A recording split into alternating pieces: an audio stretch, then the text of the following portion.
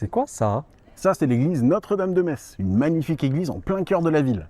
Ah ouais? Tu me racontes? Ok, je te raconte. Les travaux de cette église commencent en 1665 et se terminent en 1741, donc entre le XVIIe et le XVIIIe siècle. Mais elle prend vraiment sa forme actuelle au XVIIIe. En 1744, elle est même visitée par la famille royale et notamment la reine de France, Marie Leczinska.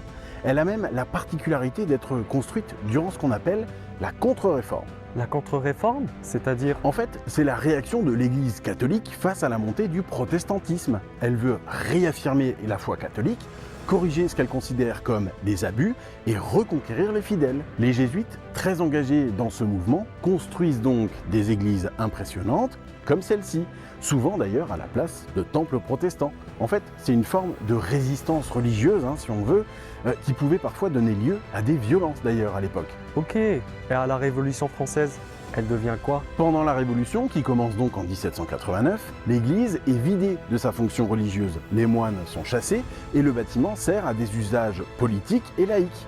Ensuite, en 1793, il accueille les réunions du club des Jacobins et de la Société populaire. Puis, en 1795, il devient un temple décadaire, un lieu destiné à un culte républicain. Et aujourd'hui, elle sert à quoi? Elle est toujours une église catholique. Après avoir été utilisée comme lieu laïque donc pendant la Révolution, elle retrouve sa fonction religieuse en 1803. Elle accueille de nouveau des messes et c'est dans cette église, en 1844, qu'est baptisé Paul Verlaine, célèbre poète né à Metz. Et si tu aimes l'histoire de Metz et de la Moselle, commande ce bouquin. 50 histoires sur la Moselle avec du patrimoine, des légendes et des histoires, bref, il y en a pour tous les goûts. Tu verras, c'est génial. C'est gentil, mais qu'il est gentil.